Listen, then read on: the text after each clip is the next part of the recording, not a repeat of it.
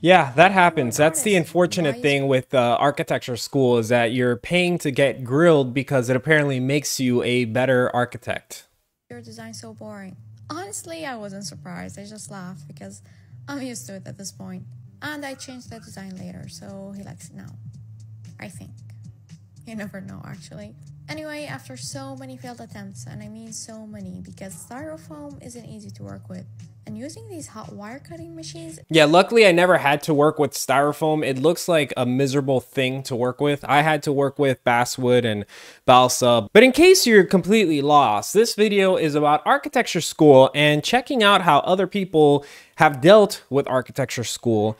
And I'm not going to say it's a scam. I'm really not going to say that. But what I am going to say is that architecture school is a very strange phenomenon because they basically train you, they educate you to become an architect, but they do it in the most inefficient way possible. Let's keep going here. Architecture school through the years.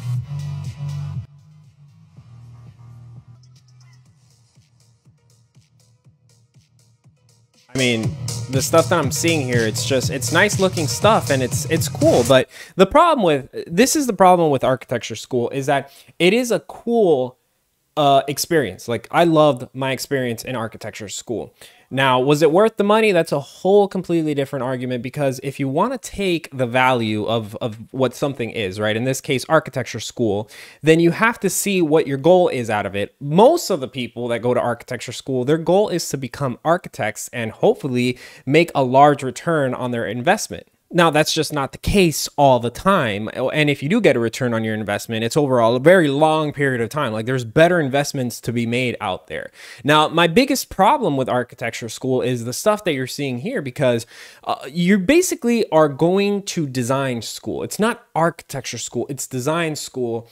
And those words are used interchangeably, but they're really not because a designer is the smallest role in an architecture firm. Like if you look at an architecture firm, you have the designers, the principals, you know, the owners.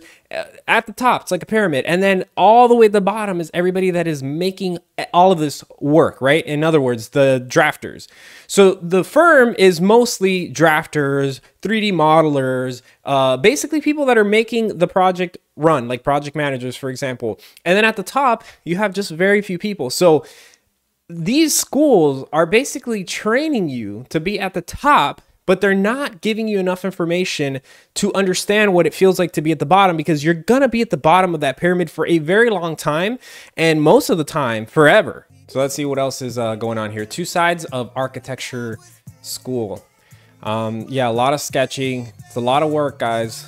I remember making renderings like this and math, a lot of math. You know, it wouldn't be so bad if it was so much math. And that's not really true, at least in my experience. And I know in a lot of people's experience, it's not 50-50 like it's shown in this video. It's definitely not. It's a lot of theory. It's a lot of structural design, understanding the math behind it. But I wouldn't say it's the grand majority of your time spent in architecture. Actually, this right here is most of the time spent, the rendering. And it's such a problem, right? Because as I mentioned before, going to architecture school is like going to become a chef, like wanting to become a chef. And then all of a sudden, when you're in school, you spend the next, let's say 5 years in chef school, learning how to make pastries. And that's all you learn. And they tell you about all these types of, you know, ways that you're going to be a chef. As you can probably tell, I don't know anything about being a chef, but the idea here is that you're basically wanting to be a chef, a very specific type, but you're only doing pastries. You're only being trained to do pastries. So then you don't want to do that, but this, you know, the school's like, oh no, you have to learn how to make pastries because the design behind them and everything. Okay. So then what ends up happening is that you leave and you start working at an actual restaurant and you have no idea what any of that stuff in that restaurant, you weren't taught how to run a restaurant.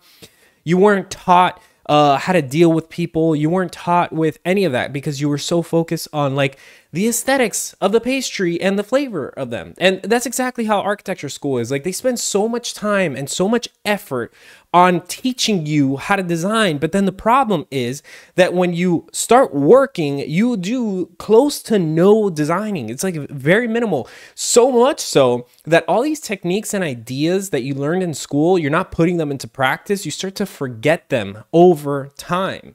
And so what ends up happening is that you've been drafting for 10 years, you eventually become a project manager, now you're managing project.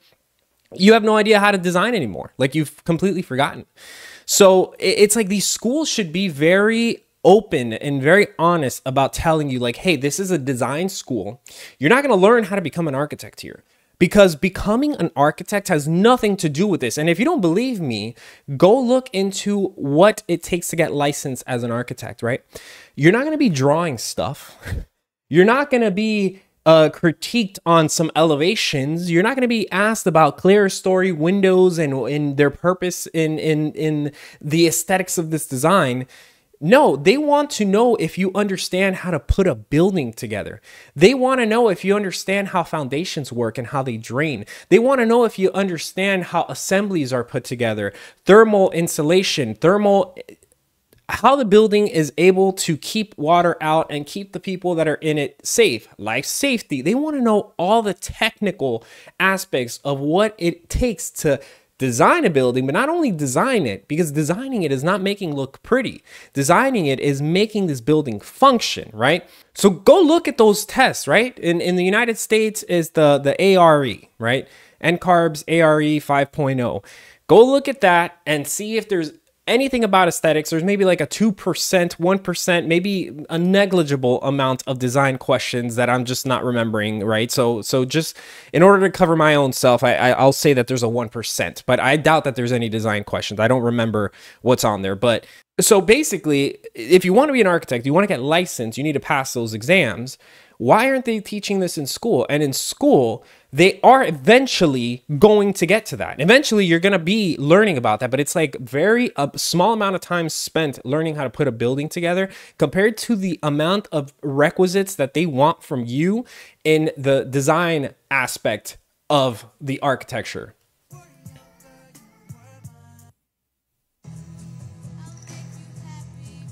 This is another thing, like, you look at these drawings, this is amazing. I love these drawings. I think they're really cool.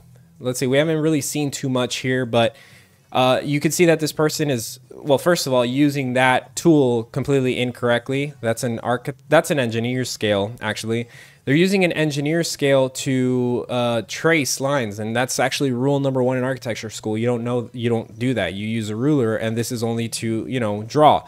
But the point is, I don't want to criticize that. I just thought that it would be fun for you guys to know that, to take that little gift with you on your way out after this video. What I want to say is, like, you look at the effort that goes into this drawing, and it is amazing. This person's obviously talented. This person is good at what they're doing. I'm sure that by the time we look at this drawing, it's going to look beautiful. Okay, I'm not taking any of that away. What I am saying about this is that this is glorified in architecture school. Like, when you do stuff like this, when you take your time to do things by hand, and draw and sketch, and you learn how to sketch and you get really good at it and you become very talented, like, you're gonna get pats on the back, and basically people will bow down to you and they'll say, like, wow, you're doing a really good thing.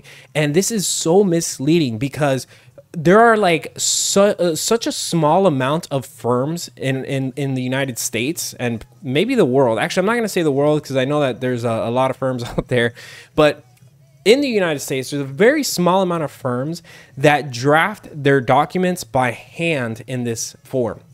So this really only becomes important in, like, client meetings, for example, or if you need to send a quick sketch to an engineer.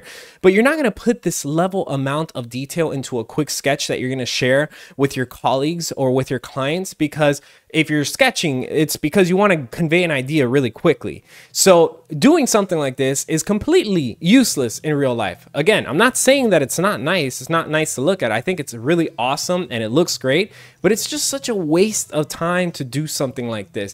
And they glorify this in school. And so you're here wasting your time learning this, and most people cannot do this in a nice fashion. And so they force themselves to learn how to do this. They're wasting their time instead of learning actually something else that's useful, like how a building is put together. And that's another big problem that I have with architecture school. It's that they focus on the wrong things. Like, it's so frustrating.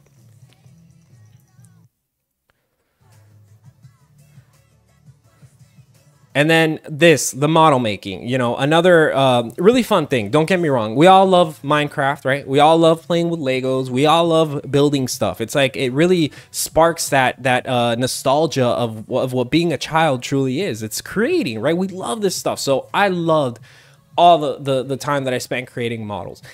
I didn't love the amount of money that I spent on it. I didn't love the crazy deadlines that you would have in architecture school. And then these professors would then give you a shitty grade because you were running on on an empty tank, because you spent your whole night going to like 3 different stores, buying all this shit that is so expensive. And then at the end of the day, you didn't even have time to build a proper looking model. Like, yeah, this is cool, but really, you know, this model probably cost this person like over 30, 40. I haven't kept up with the prices of model making, but I would say, well, they use some concrete there, or plaster. This honestly probably took like over $50 to make, and not even the amount of hours. Like, it probably took them like 20 to 30 hours, and that's counting the time they spent driving to get the materials, the time they spent like cutting the damn boards, the time spent going to the different stores. So like all this time, all this effort. And you know what the best part is? Yes, it was fun. We all enjoyed it. We all loved talking about it and beating the shit out of it in a critique. But you know what the best part is? The best part is that you don't do this at work. Okay? Again, I'm speaking in generalities here, guys. Very general. Are there firms that do this? Yes. I worked at firms like this. Do most firms do this? The answer is no. Most firms do not spend their time building models, because if you look at most firms in the United States, most of them are small firms. They're just trying to stay afloat, because the business of architecture is a pretty shitty business, if I'm honest with you. And that's a whole different video. I'll make that topic, I'll touch upon that in another video. But the point is that these firms are trying to stay afloat. I'm going to pause this. Maybe this is super distracting, but these poor little firms are just trying to stay afloat, right? In this big, mean, nasty world of architectural clients.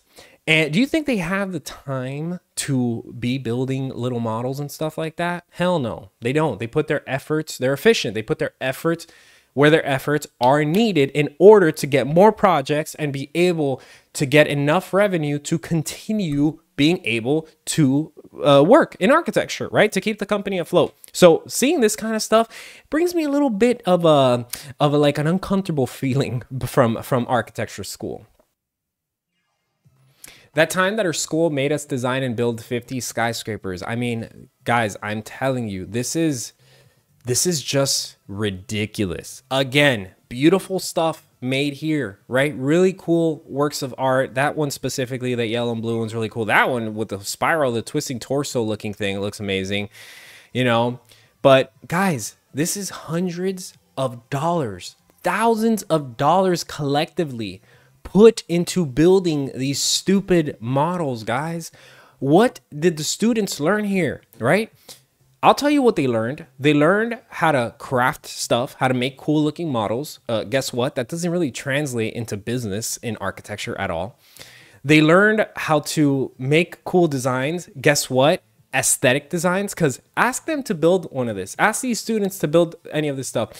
Let's not be so harsh, guys. Ask these students, okay, to generate a document, a set of documents for these plans. You guys want to know something? When I was in architecture school, I didn't know what SD, what DD, and what CD was. Now, that's my own fault, right? Should have researched it. School should be teaching these kind of things. These are phases, right? Schematic design, design development, construction documentation. It's not really part of the conversation. It's almost like a bad thing. Like, I remember when there were students that were so curious about making their projects look realistic, right? Or like be drawn realistically. And that was like a very negative thing to do in architecture school. The professors would tell you like, wait, you're trying to do what you see in real life? Like, this is architecture school, guys. Like, have a little bit more creativity.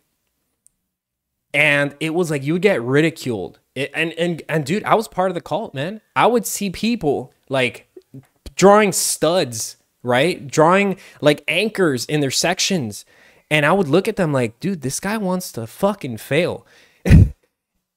I was part of the cult. Like I was brainwashed in school. So I don't really blame anybody. But do you know what it is to be a professor and shame students for wanting to know what a building is actually put together like how you would really build this thing? They would shame you for that, and they would tell you, no. You're here to experiment. You're here to invent, okay? They basically treated us like inventors, which again, this is all super cool. And I value my personal education so much. Like I think it made me such a creative person, right? But it didn't make me a good architect. It didn't make me a good designer, which was my intention. Okay. That was my intention. It's like you go to Best Buy, you want to buy a TV and you say, here's $1,000. I want a TV. And what they give you is a raffle ticket to a box that has a bunch of shit in it. And then you walk out with something else, and you might walk out with an Xbox and say, guys, I love this Xbox. This is an amazing Xbox, but I paid for a TV. Like I wanted a TV. So when I went to architecture school, I wanted to be an architect. So I should have at the very least spent most of my time learning how to put buildings together and what, means and methods are and stuff like that.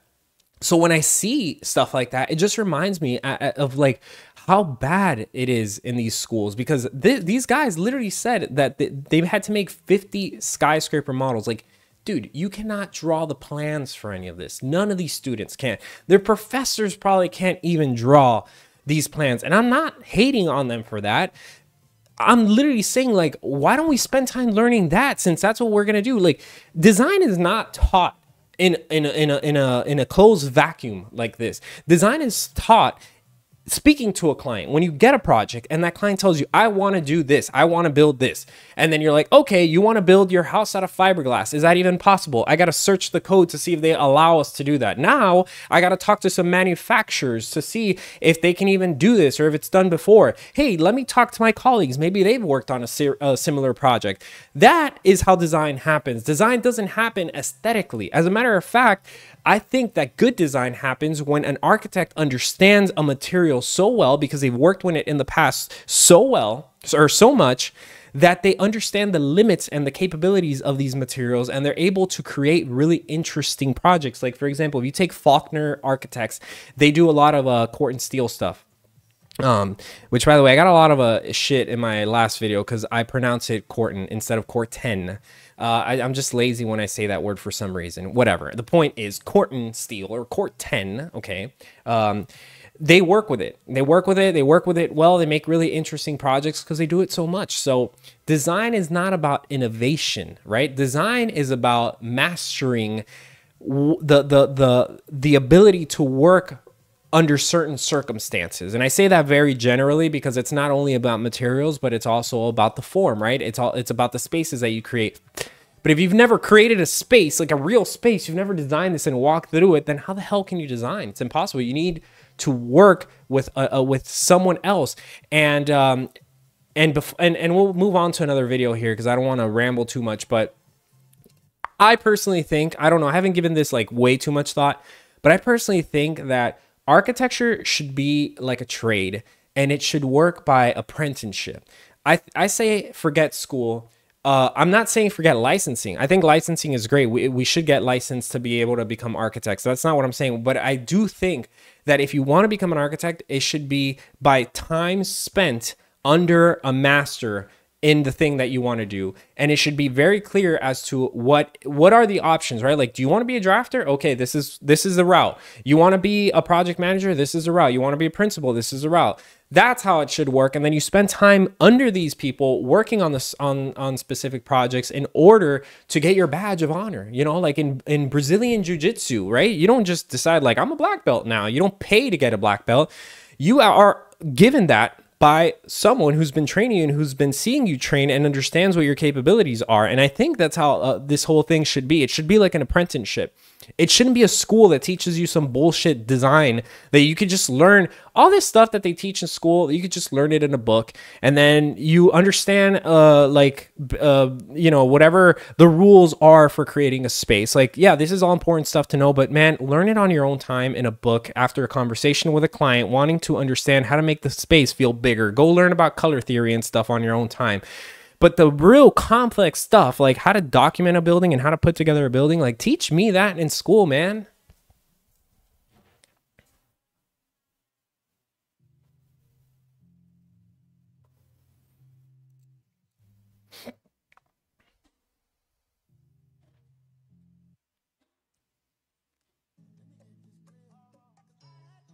What to expect at an architecture school's finals week? Stressful labs, laser cut, mini breakdowns, anxiety attacks. I personally didn't have any of those during school. They came after during work. Um, yeah, these are great models. But I witnessed a lot of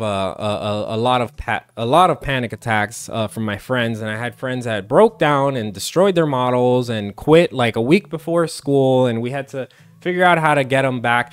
It's honestly like architecture school it's like the school version of, or the educational version of, I guess, signing up for like the Army Reserves, where you have to do a boot camp, but this boot camp lasts like 5 to 7 years, whatever it is that your journey takes you through. And like, yeah, you build camaraderie and it's awesome, and you do create like really cool, interesting works. But my gripe is just that, man. My gripe is just that these poor students, they end up paying $50,000, $100,000. Then they find out they're only going to be making $30,000 to start out, and probably not be able to surpass the $100,000 mark until many years after. And then even then, everything is so expensive. They've gone into debt because of all these computers that they had to buy and all the. It's just like, bro. This was supposed to be a fun video, man. This was supposed to be a really fun video and exciting and funny, and I was just supposed to just have some fun and have some laughs. But now I'm like stressed, dude. I'm like in shock from everything. But I guess let's try to end on a positive note. And I say try because I don't know what the words that are going to come out of my mouth are right now. But I think that architecture school is very valuable, right? It does offer a lot of value. It's just kind of targeted incorrectly. It's kind of like marketed incorrectly. They market it like everybody thinks they're going to be like Ted Mosby, you know, like living in your apartment by yourself and designing gigantic skyscrapers, you know, and that just doesn't happen. That's not how it is in real life. And again, I'm speaking in generalities here. It could happen, but unfortunately, it's just not the mainstream, right? So I think like schools are really doing students a disservice by not being 100% honest. And teachers, it's funny because teachers really, they warn you on your first semester, but they don't warn you correctly. All my first semester professors say, guys, you have a week to, you know, get out of this class and just switch majors. And we're all like, oh, it's kind of funny because they would say it in like a silly way. But to be honest with you, man, it was like they tried to warn us, but they would say things like, you're not going to make enough money. And we're like, we're going to be professional architects. We're going to be like Zaha did, and we're going to be like Frank Lloyd Wright and this and that. And they're like, all right, you guys do you, whatever. But instead of telling us like, guys, what you're about to learn in the next 5 years, it's not going to apply to your job. Like, go get a job now in architecture. Like, go get a job now. I think I don't know if they still do it, and there's probably many schools that do this, but Boston Architectural College used to, or maybe they still do, you had to work, I think it was like 40 hours a week or something like that while you were studying. And I always thought like, man, that's insane. I almost went there, and I was really scared because I was like, if I go there and then I have to study for, I don't know, however long, and then on top of that work for 40 hours, like, I'm gonna freak out. But I really think that should be the norm. Like, the norm should be like, oh, you want to go to architecture school? Well, then first you have to work, the summer right before you start college, you got to work for an architecture firm. And, you know, the problem with that is that what ends up happening is that, let me pause this. What ends up happening is that now you have what is that called? Like a block, right? You have like a block where now you want to just study. Like, you know, you want to do this, but you can't because you need to find a job first. And maybe they don't let you can't find a job anywhere. So now you're taking a hit on your studies. So I could see why they don't do that. But at the very least, they should offer that option. And then if you don't want to do that option, then you sign a waiver that's like explains the whole career. It's like 50 pages, like one of those Apple like service contracts, terms of contracts, whatever, that tells you like all the warnings of architecture, not the stuff about making the money, because it can be lucrative. Like, architecture can be lucrative. That's not the warning. The warning should be about how school, what you're about to learn, you're going to get into a nasty debt to learn it, and it's not even going to be applicable. Okay. So I said I was going to end this on a positive note. So the positive note is that architecture school is valuable. There's a lot of value in it, and I think it's really good. And I really think that because of social media, there's a lot of people that are kind of understanding what architecture school really is like, and they're able now to connect with other people and understand what path they should take while going to school, while getting their degree, so that their time is not fully wasted, right? They're being efficient with their time, because we can't always rely, unfortunately, on the school, on the curriculum, on the professors to teach us this stuff. So we rely on others, our peers. So it wasn't the most positive thing, but I feel a little bit better. So I hope you guys enjoy that. And I guess I'll talk to you guys soon.